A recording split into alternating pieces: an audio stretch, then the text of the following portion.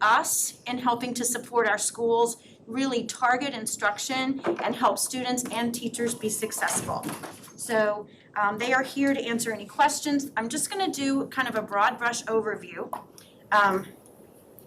because this is a complex process, of course, which I know you all are very, very aware of, but the district grade under the current accountability system has these components. ELA, both achievement and learning gains in the lowest quartile. Math for the same, achievement, learning gains in the lowest quartile.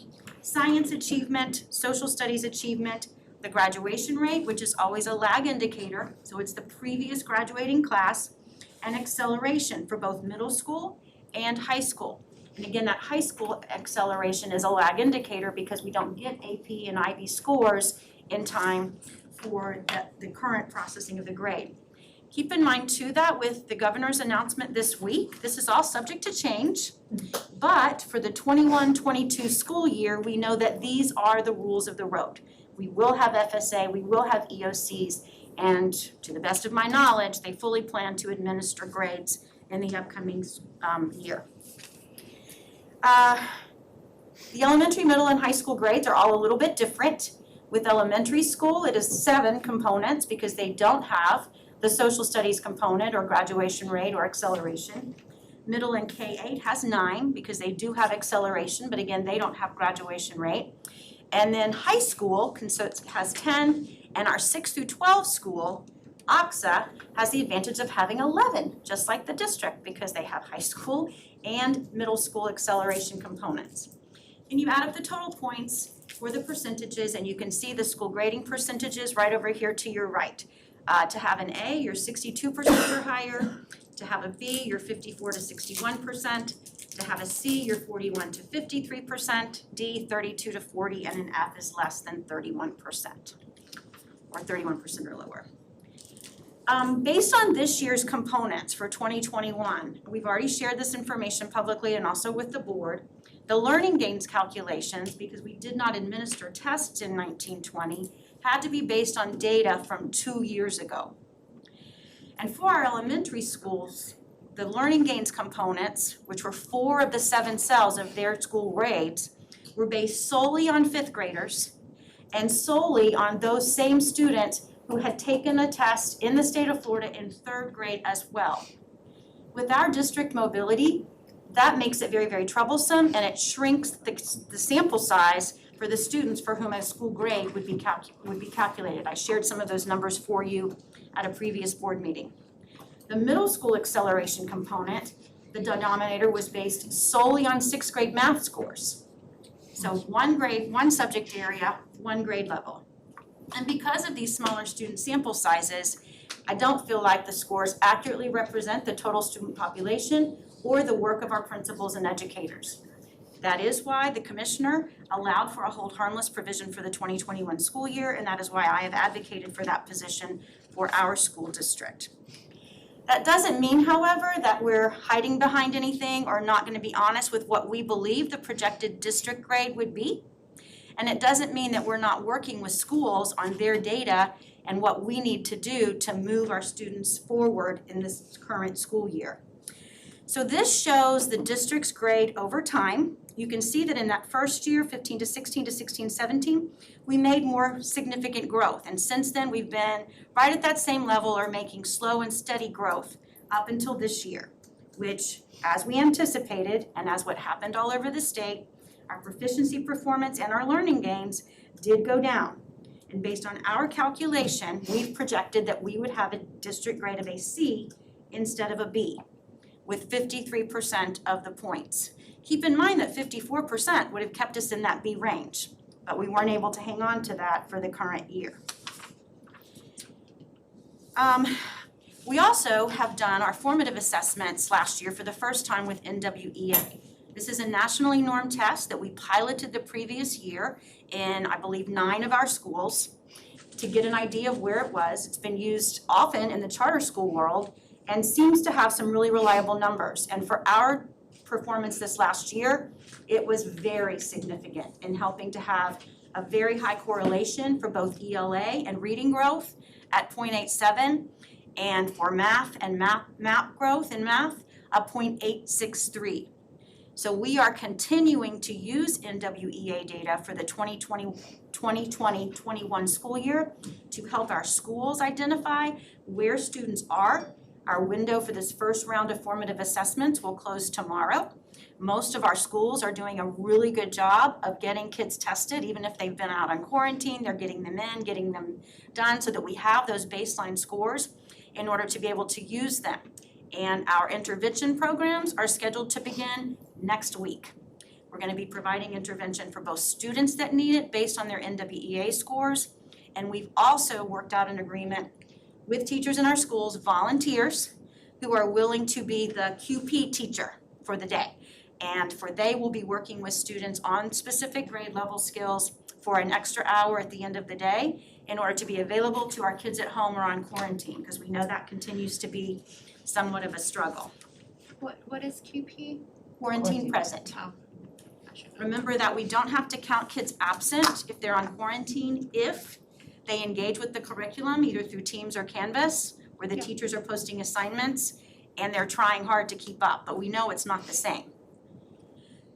So NWEA growth, just to show you what we anticipate, what we saw last year as well in these tests, is that our students had significant growth, particularly from that January to May timeframe, and particularly for some of our students in that lowest portion of proficiency.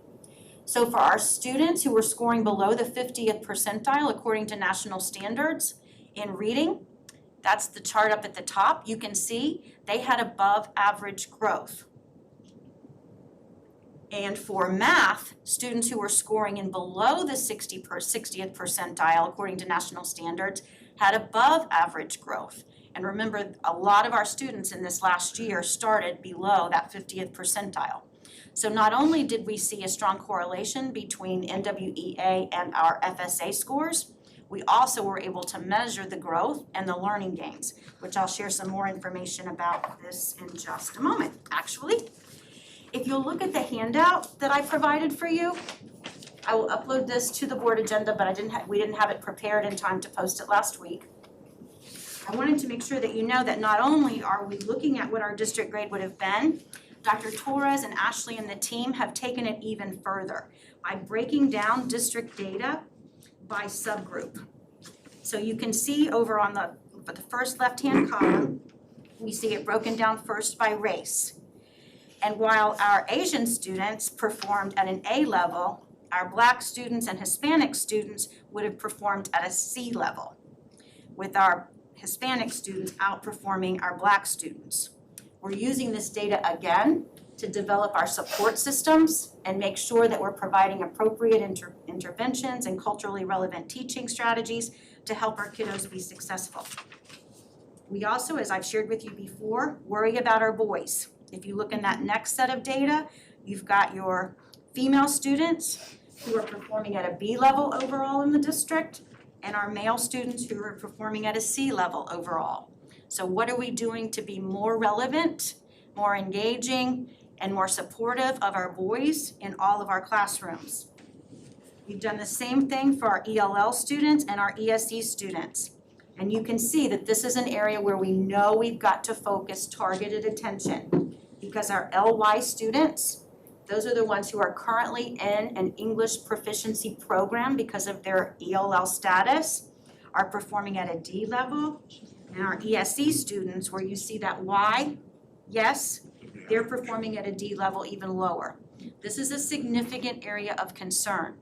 While we've made great growth by the time we get to graduation in these subgroups, at the basic proficiency level, we know we've got to do better. And that's why we're putting some of those provisions in place. Dr. Pace, would you rather us ask questions as we go or do them at the end? What's your? Whatever you like. I'm sorry, I get on a roll sometimes. That's okay. No, that's okay. Ms. Castillo, I think you had a question. I can't see the light, so. Oh, no, I didn't even. She just tapped me on the shoulder.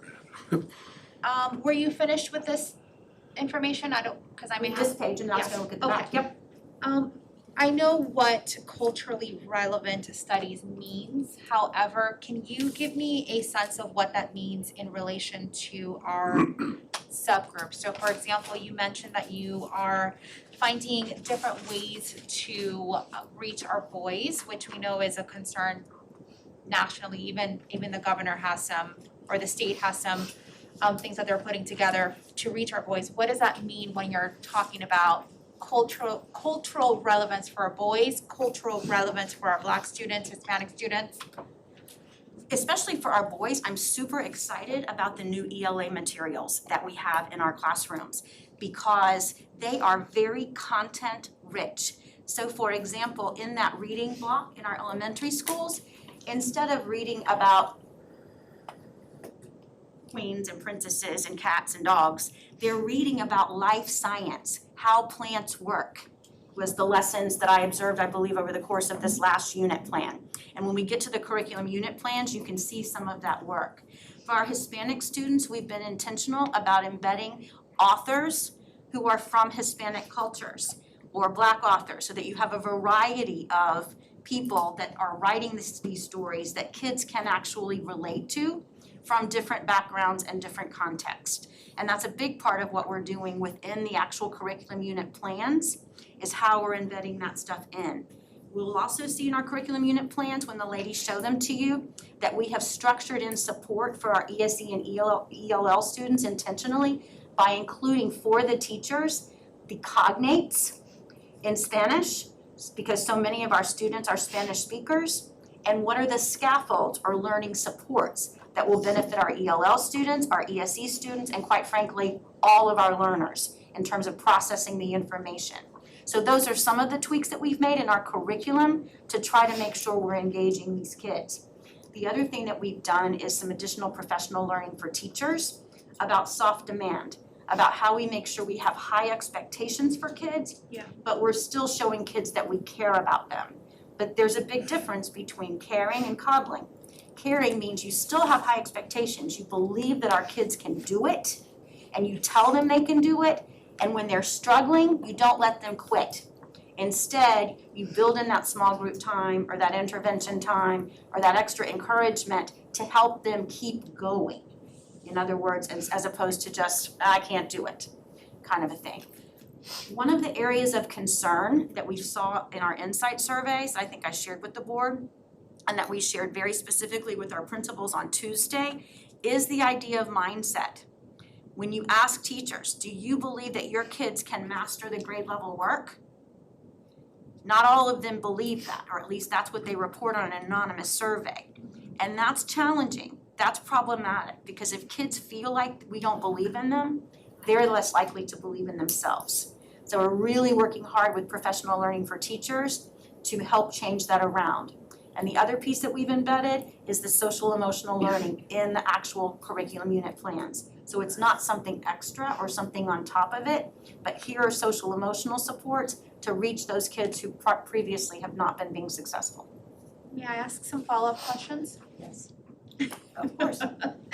Okay, so with regards to, can you remind me who takes the insight survey? Is it just instructors? We now have that survey for all staff. So All there's a separate one for instructional staff, there's a separate one for support, and there's a separate one for leaders. And there's a notebook in your box that has last year's results.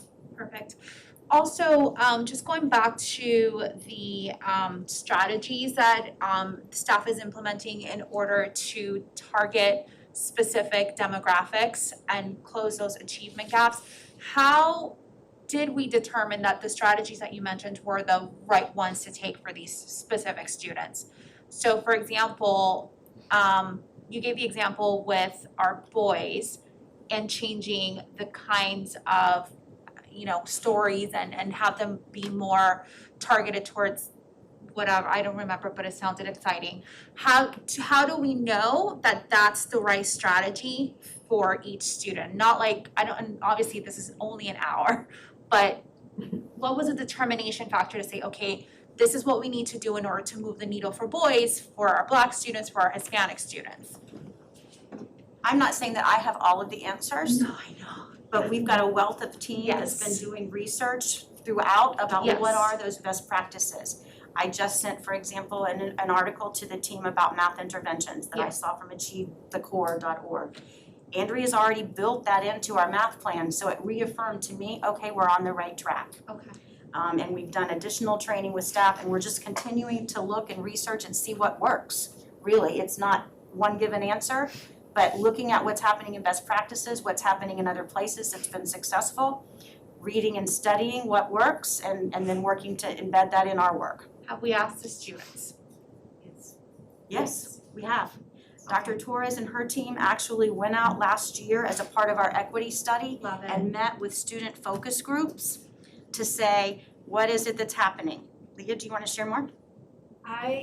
We started with our high schools last year, and so we pulled students from all of the different subgroups, and met with them and tried to ask them questions about, did they, not just about curriculum, but like resources and services and acceleration, to get information back from them about what they thought about the school, what they thought about the resources, what they thought about access to resources. Did they think they had access to computers? What did they think about their curriculum?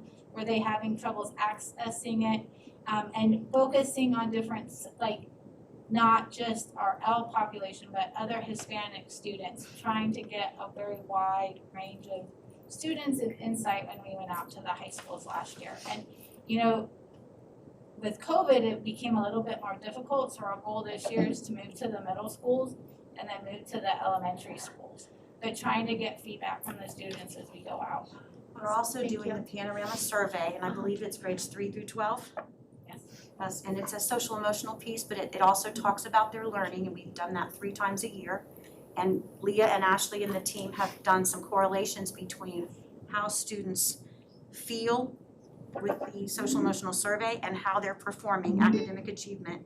And we've provided that data to principals and teachers to help guide the work.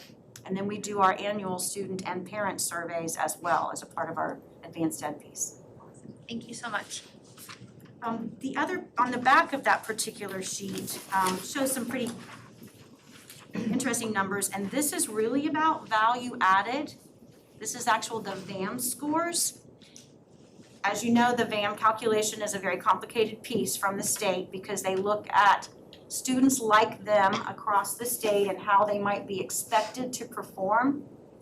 On a good news note, our district VAM comes back as effective, not highly effective, which is what we want, we're gonna get there, but at effective. In other words, our students did make growth over the course of last year or the course of the last 2 years at the expected level.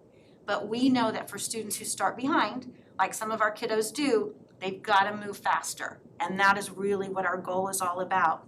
You'll also see on this sheet that we had grade 5 had the lowest VAM score in, this top one is, I believe, is reading, ELA, and then also in math. Remember, those are students who lost a quarter of their fourth grade, or no, third grade, No, it wasn't.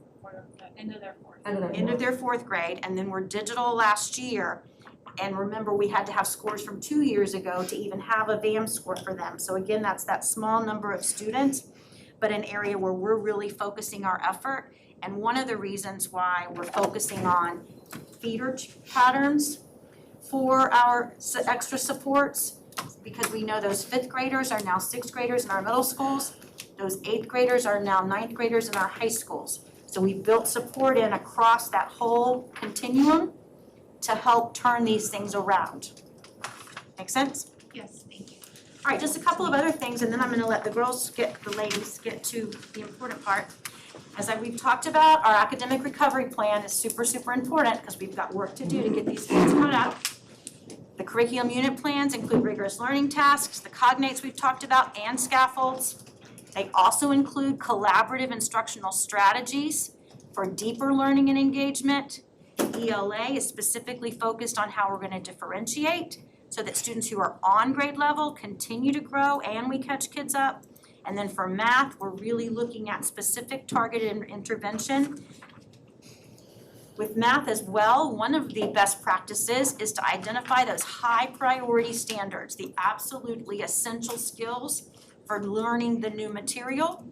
We've provided professional development for our teachers on that asset-based or growth mindset, the belief that all students are capable of doing grade level work, because this is the question that I'm telling you about. When we ask, students at my school can achieve the academic standards for their grade level, 64% strongly agree or agree, but almost 20% or 1 in 5 disagreed. And we know that we've got to show that our students that we believe in them. And with that, unless you have other questions for me right now, there's time for questions at the end, I'm gonna turn it over to our coordinators. Ms. Bertram is gonna start showing you some really cool ELA materials. Thank you very much. I believe that Ruben is working on getting your screens to project what my screen projects also. But while he's working on that, okay, good. I do want you to know that I attended months ago back-to-back sessions regarding the adoption of our high-quality instructional materials.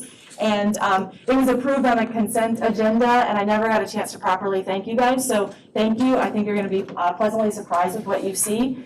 What you're going to see here is that we firmly believe that the pieces that we put in front of students should be both a mirror and a window. And I hope that you'll be able to see that through this particular evidence. So in the folder, the blue folder that you have, I just want to orient you to it a little bit. All of the ELA stuff is clipped to this first side, so the left side of the folder. So if you want to kind of unclip that, the first thing that you're going to see is a 2-page excerpt of our curriculum unit plans. So I'll orient you to that a little bit. At the top, you're going to see the title. This is an actual title that you would see in a 6th grade classroom like today, yesterday, tomorrow. It's called The Magic Marker Mystery, written by Renee Saldana. Renee Saldana writes, I'll read you a little bit of his bio in that he's an author and a teacher who loosely bases many of his fictional works on his experiences of growing up in southern Texas, kind of on the border of Texas and Mexico. And obviously what we have here is a Hispanic male, and also the main character of this particular text is also a Hispanic male. And he is an educator, and he writes simply that he wants to validate kids as they are through the diversity of his literature for young readers. And so we felt it was important to include him in this particular example. Next to that, you'll see our benchmark stack. That is language straight from the state that we would carefully curate this stack of benchmarks and expectations for a student to master while reading this particular text. If you kind of scroll down beneath there, you're going to see that we have incorporated those language goals for our language learners, including the cognates and access to the ELL glossary. The SEL work that Dr. Pace mentioned, fortunately our high-quality instructional materials adoption is aligned perfectly to the CASEL framework.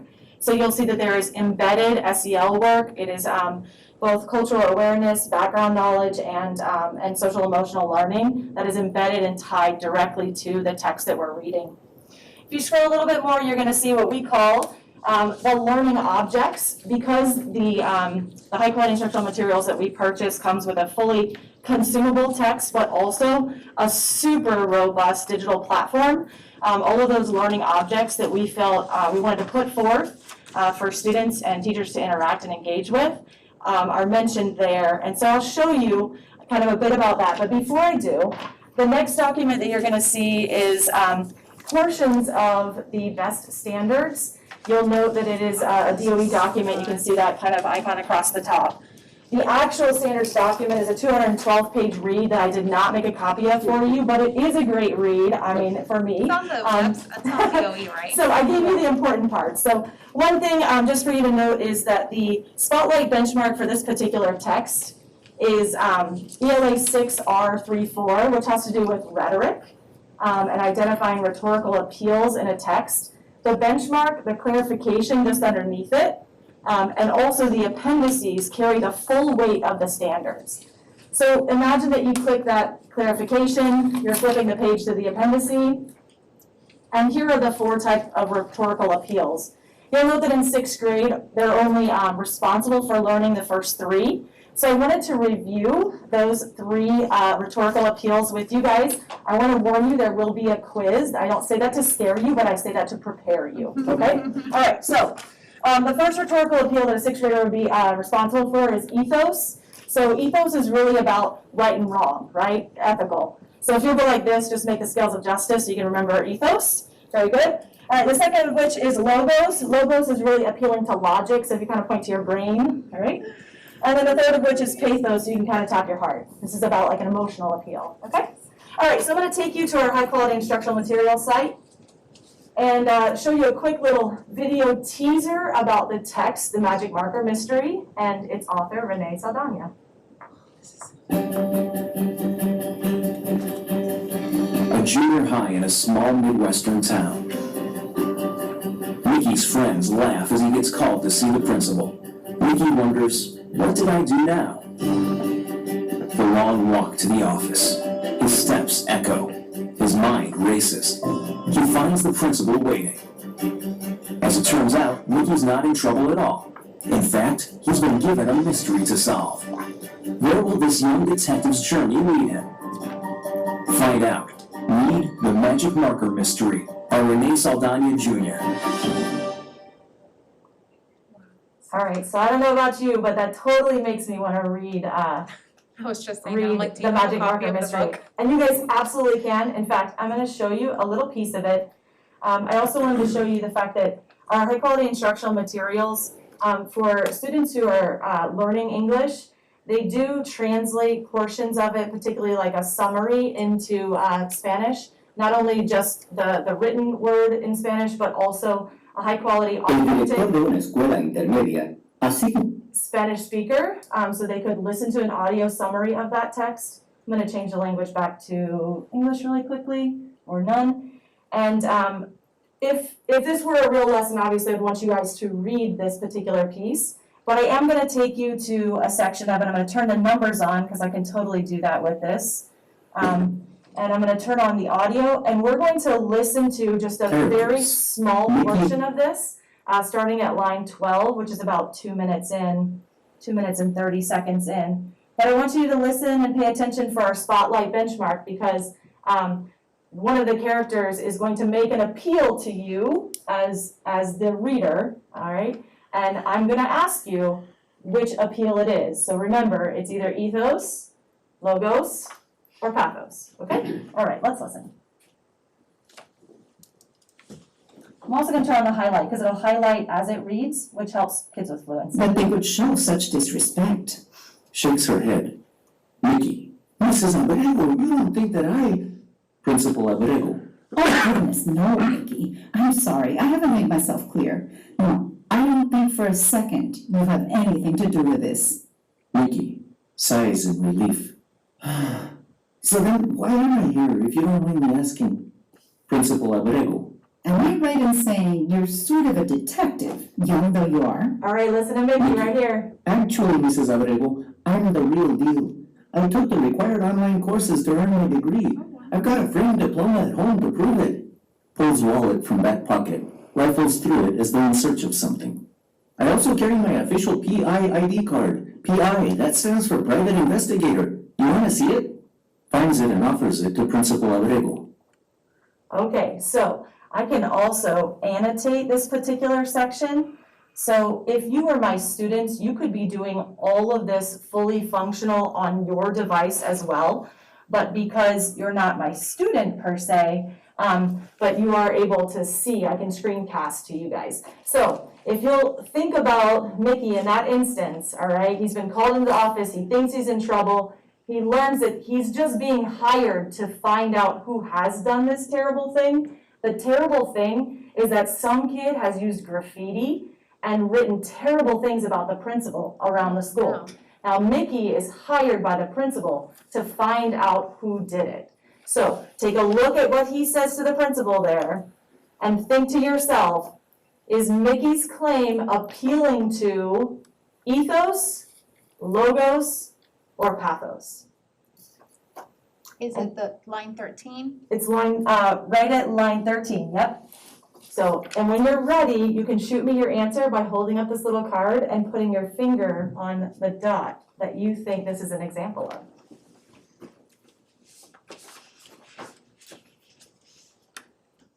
All right, so let's look at the look at page 2 here. Ethos is an appeal to credibility, to ethics, or to morals. Got it. Logos is an appeal to logic, and pathos is an appeal to the heart. Got it wrong. Do we want to Yes. I amend my. select our, yes, very good. Okay, perfect. All right, we've got our fingers on ethos because he's appealing with his credentials that he earned online. He carries the card. All right, that was the first one, so I understand that it was low stakes, and I had barely had a chance to teach you guys. So hopefully you learned a little something and understand that our sixth graders can be highly engaged in this content and in this work, especially when the standards are asking so very much of them, even as young learners. So they're doing this on their laptops, like, and having this kind of discussion in class? They absolutely Yeah. can be and should be, and we're supporting that full implementation, yes. So I know that I am right at my 8-minute mark, and I want to be sure that my friends here have a chance to speak to their contents as well. So I will hand over the driving station, or is there anything else? Or total response to help us remember, which is another strategy we've taught to our teachers. Are these for the students that are remedial, or is this part of the regular curriculum? This is the regular curriculum. This is the high-quality instructional materials that you guys purchased for us, Tier and I'm one. so grateful. You'll hear tier 1 instruction. Andrea? Okay. Hi, guys. Hi. I'm Andrea, for those of you that have not met me yet. I am the coordinator for math, and I'm really excited to share some of the things that we've done so far. Let's see if I can put this in. There we go. Okay. So, we did a lot of planning over the summer and discussion about what we know is best and how students learn math. And so we talked a lot about your math identity.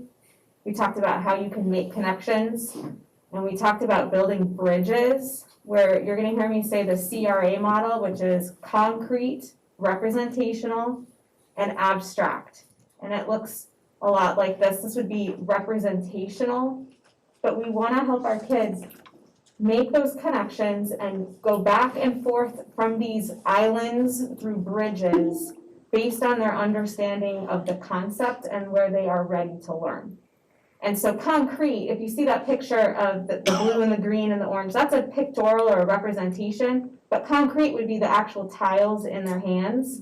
So we wanna see the kids, no matter what age they are, what course or grade level they're in, we wanna see those in their hands, some kind of concrete model. And then they transition to representational. And eventually when you get into the upper level math courses, it's representational to abstract. We don't want to say that the goal is abstract, because not every student, not every person is ready to be at abstract. As long as they can have a strategy in their head that makes sense to them and can get them to the right place. So when we were talking about our planning for success, we did transition to best benchmarks and standards just for our K1 and 2 students and teachers. And so we redesigned our cups and curriculum plans for best, and then we've embedded the best benchmarks in the rest of the 3 through 8 grades, and in our high schools, we're really focused on SAT and ACT prep, as well as the foundations, so that we can help them get to abstract, to the upper. So you're probably gonna talk about this, and I'm jumping the gun. Are the new standards just being, I guess, released in phases? Well, officially, it'll be next year, Okay, K-12. Each district was given the autonomy to choose if we would release got it. in K1 and 2, or actually for any grade, and we chose K2. Some districts released K-12 Okay, this year, but we just made it for the K2. so this was provisional year, and then next year, the entire state will go to best. That's correct. Got it, And we okay. made a decision to write and build or develop gap lessons, because there are benchmarks that are moving from certain grades down to another grade or up to a different grade. And so And grades 3 through 8, we wrote gap lessons so that next year we didn't have to be reactive, we chose to be proactive this year. And remember, this is the math adoption year because the new materials are coming out for the new standards. But for our 3 through 12 classes, we are still using the other materials. Yeah. And so that was the reason why we didn't jump to those new standards. Correct. Go ahead, Yeah. Anna. Something else that's really exciting in our cups is the mathematical thinking and reasoning standards, and this is part of the best standards and benchmarks. But we chose to implement those K-12 this year because it truly addresses the art of teaching and best practices for teaching math. And they actually are being embedded throughout different content areas as we release the best standards next year.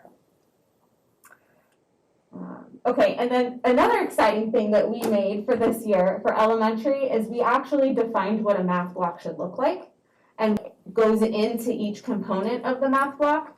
In years past, it hasn't been as structured, and so we decided that the teachers needed the structure, and then we wrote our tasks to align to the math block.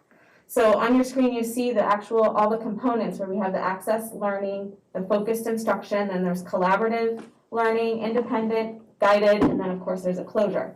Now this doesn't necessarily happen every 60 minutes, every day. You might be in access learning and then focused instruction for one math block, and then tomorrow, then you pick up with the collaborative learning. But every one of our tasks in elementary have been written to align to this block.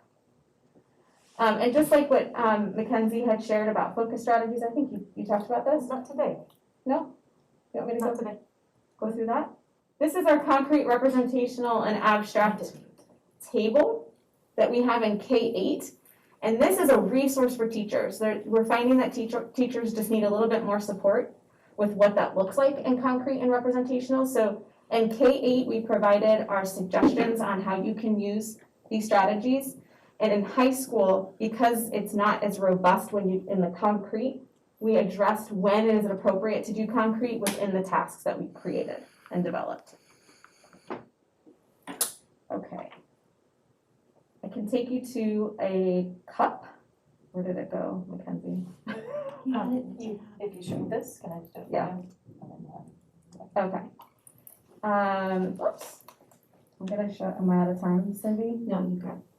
You're fine. Okay, so if you see in your packet, that's paper clipped in the middle in your blue folder, this is an excerpt of a second grade cup, and behind it is a task, an example of a task that actually is current.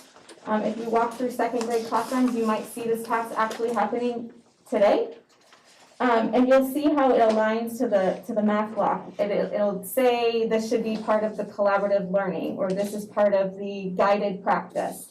And it will explain and describe to the teachers exactly how to implement this task. Rather than say, do this with your students, we're actually step by step helping the teachers understand how to implement it. So when you see the task being used and facilitated, we want to see it used to the intent of which it was written. And it's really to focus on inquiry and helping the kids really discover. And then there's a section in each task that has the differentiation how you can enrich, how you can support. We have our language goals. I love this. We have our avid strategies, and then on the other side, we have our concrete and representational examples. And we've also aligned it to our mathematical thinking and reasoning standards, which we call MTRs. Attached to that task is also just an example of some centers that have been developed. So when we are promoting and encouraging teachers to do small group instruction, we also have examples and directions on how to implement the centers so that the kids keep learning based on what they need. And behind that is an example of a high school. This is our algebra cup. And I provided two because we implemented best standards in our primary, and in high school, we just revised our curriculum plans for this year because we are overhauling them next year, just like we did with elementary. However, we added tasks, and we indicated, let me see if I can find page 26. Oh, one more. We included a suggested learning sequence, so that's on page 27 in that high school, the algebra example. And so we provided that lesson progression, we bolded the priority standards. So if you notice in your copy that it says equations and linear inequalities are bolded, that is a priority standard, and we created what we call cornerstone tasks. So the teacher, with instructions for the teacher, and we are saying that if there's anything that you do with this learning target, you need to do this task to help the kids inquire and discover or investigate. And so there is an example of a task behind the algebra cup.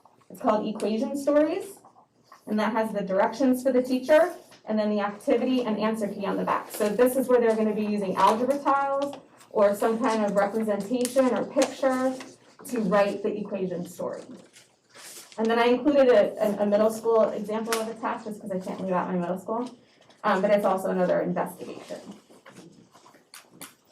Any questions? So are the cups the basis of the curriculum timeline? Because I noticed that there's dates on there too, like when Yeah, it's so expected, so you guys have it we have our mapped out. pacing guide, and so we've aligned each unit in that pacing. Right, and so that way you know it's realistic too, so if you cover so much material, by the end of the year, that this is what realistically that we can. Absolutely, yeah, so when we start developing, we create a scope and sequence and see how long it takes for, how many days we need for the standard or benchmark.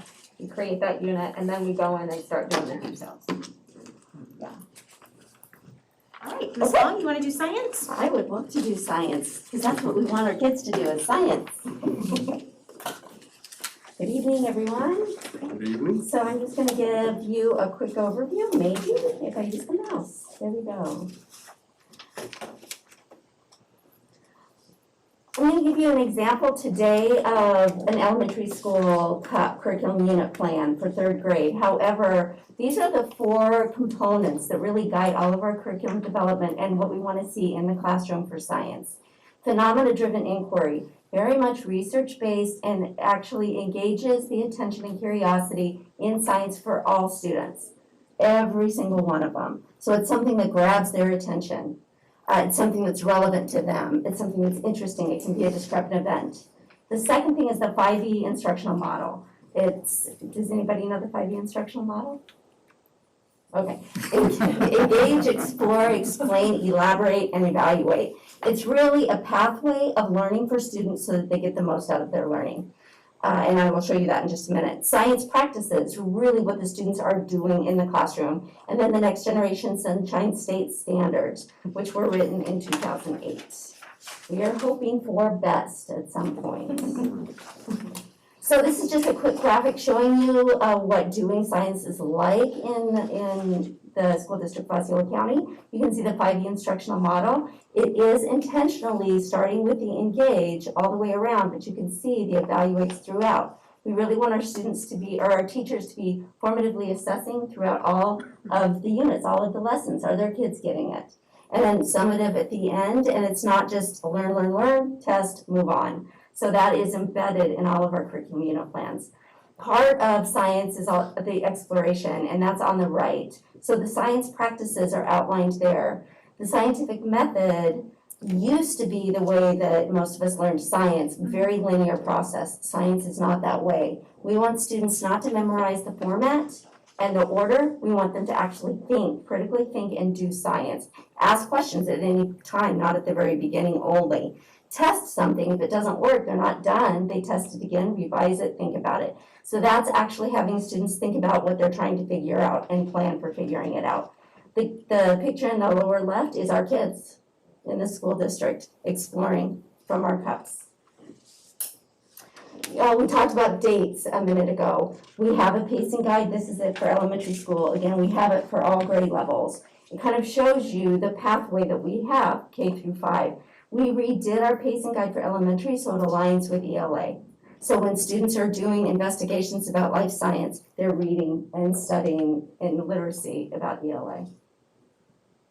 This is the curriculum unit plan. You have that on the right side clipped, and I'll show you what it looks like. So this particular one is on animal classification, and we have our essential question, which is something that just engages kids in finding the answer. Is a spider an animal? So that kind of guides the direction of the curriculum unit plan. At the very top, there's the standard, And then there's just a synopsis summary of what they're gonna study, what teachers are going to guide students through or facilitate the learning throughout the lesson or the unit. We are showing, especially in elementary, that vertical alignment. You can see that there's a link to it. We want our K-4 teachers to know what they're doing in the classroom. With science really affects fifth graders that are taking the FSSA.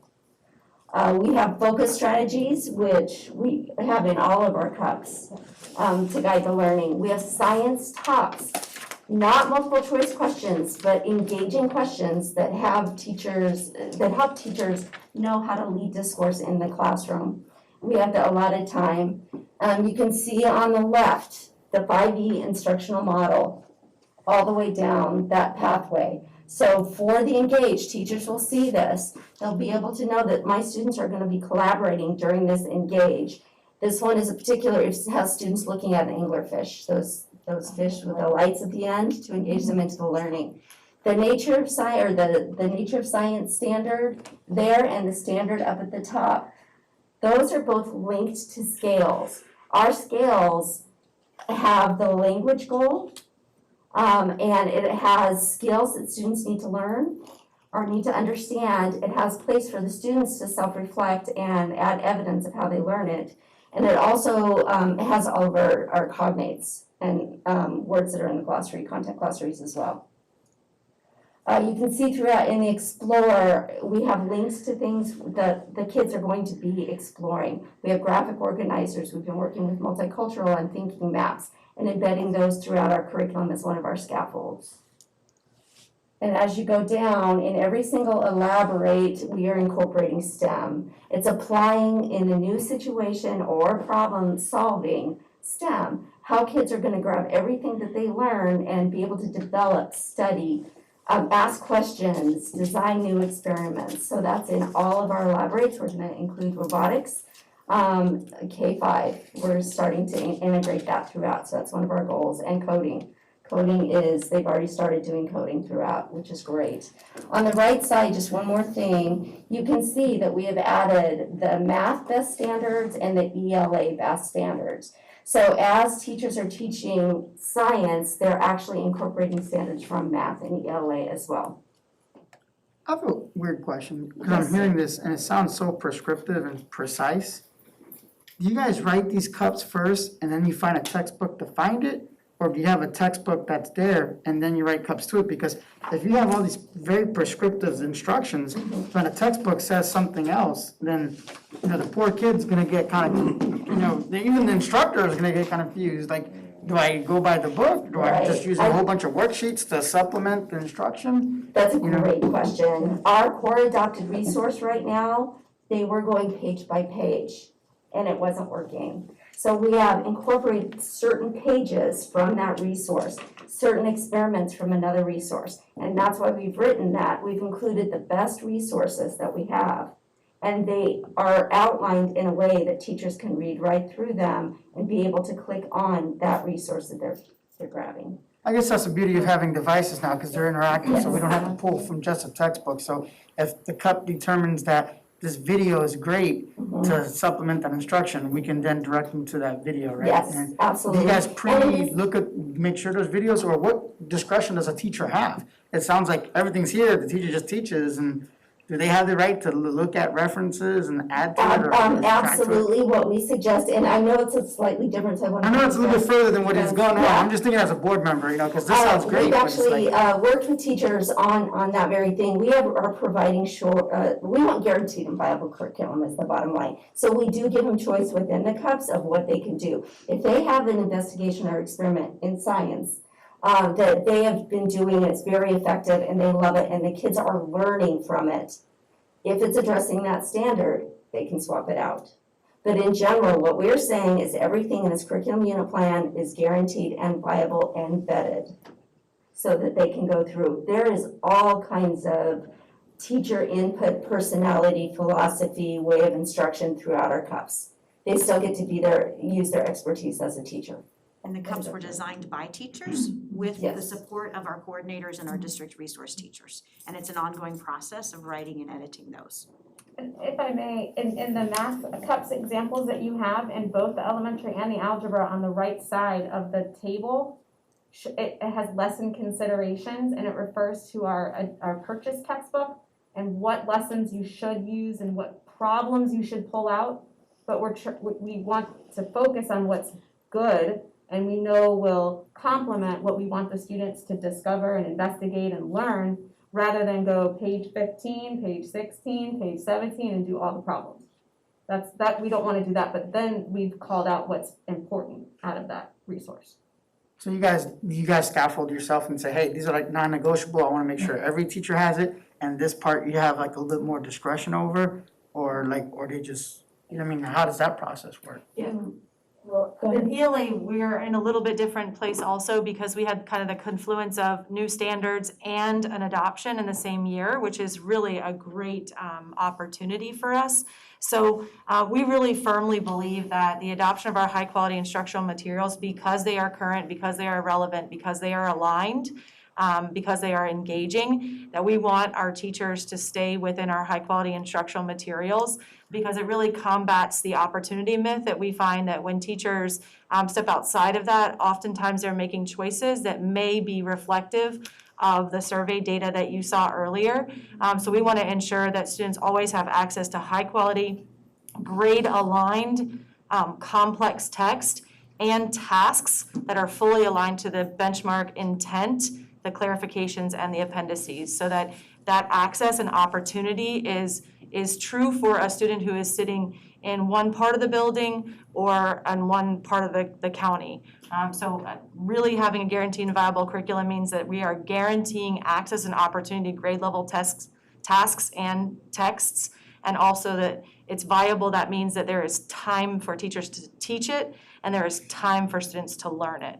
And that's the same across all content levels. We are setting the expectations here and working to provide the scaffolds to get students. Now, who's the accountability person? Is it the principal itself at that school that makes sure that each teacher is following the cups? Or is it somebody at the district level saying, hey, you're not following cups? I mean, because I'm pretty sure the district can't see what every single teacher is doing, and then how far are they deviating from the cup plan, or...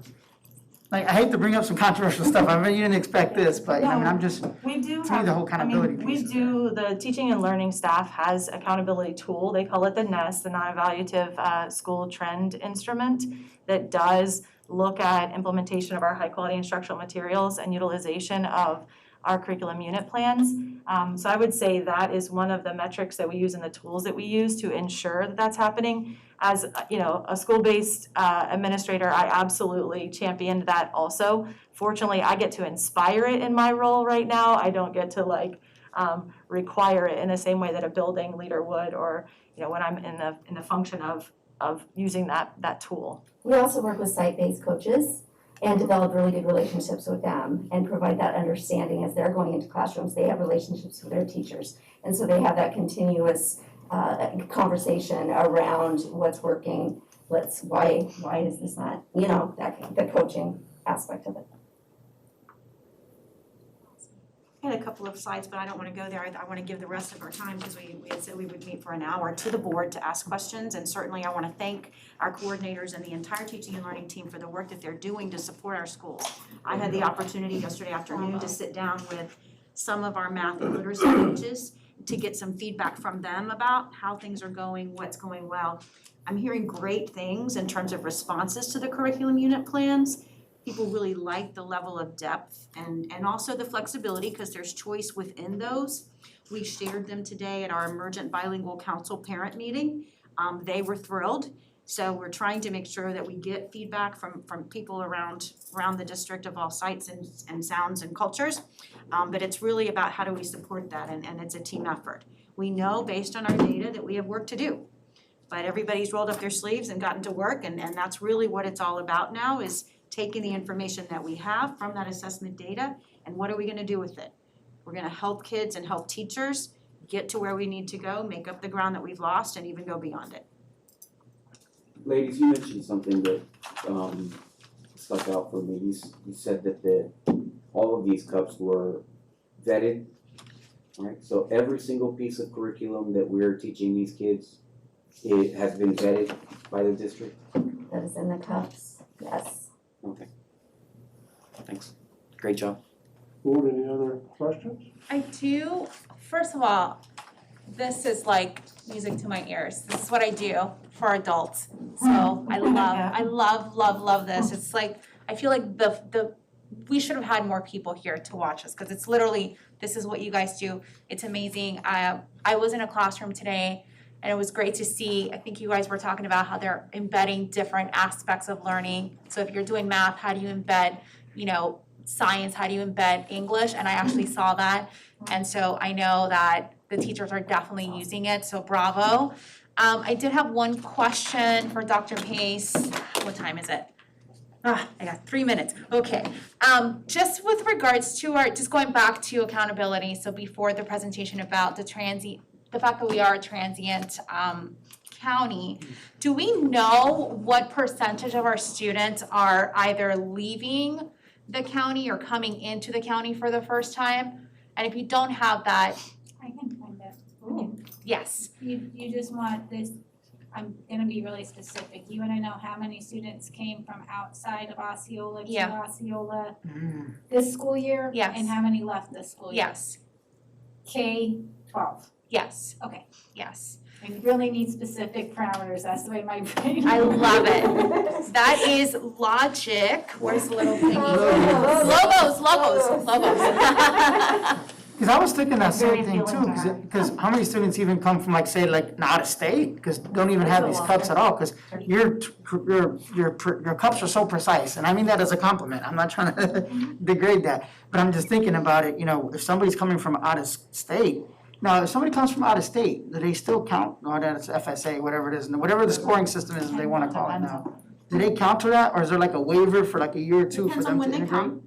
For students to be included in the state accountability system, they have to be here for both FTEs. So in October and also in February. But keep in mind that here in our district, we have students who go from place to place Right. sometimes. And so that mobility is also important.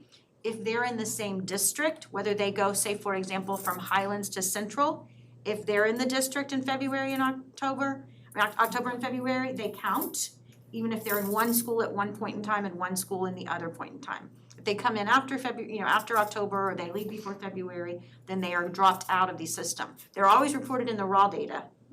But that's how that particular piece works. But one of the reasons why we really like the richness and the rigor and the consistency of the curriculum unit plans is because of that movement from school to school. Yeah, So if standard. I have a student who's moving from X school to Y school, they should be able to just pick up and keep right on going, because it's not gonna be totally new.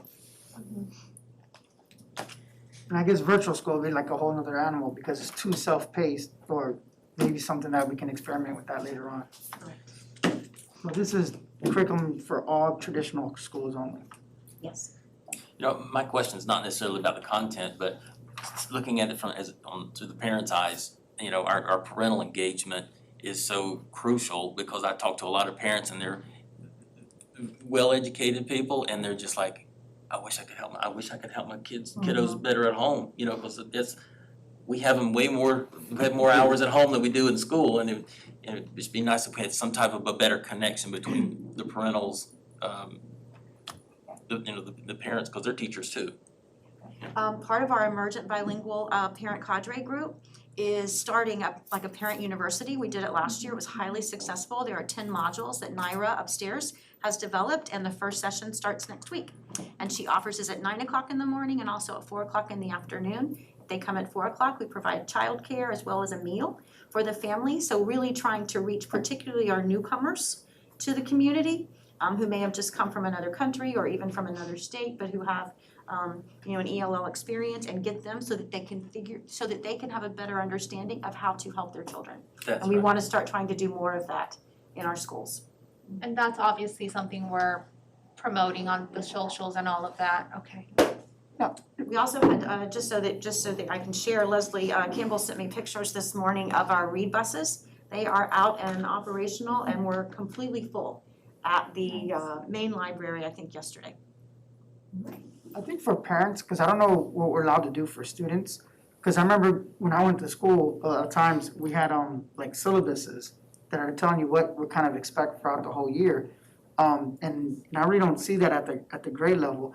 But what if the parents can be provided that syllabus? Because maybe you don't wanna like teach the kids to like let them know ahead of time, even though I don't think it's bad anyway, to let them know what it is to prepare for.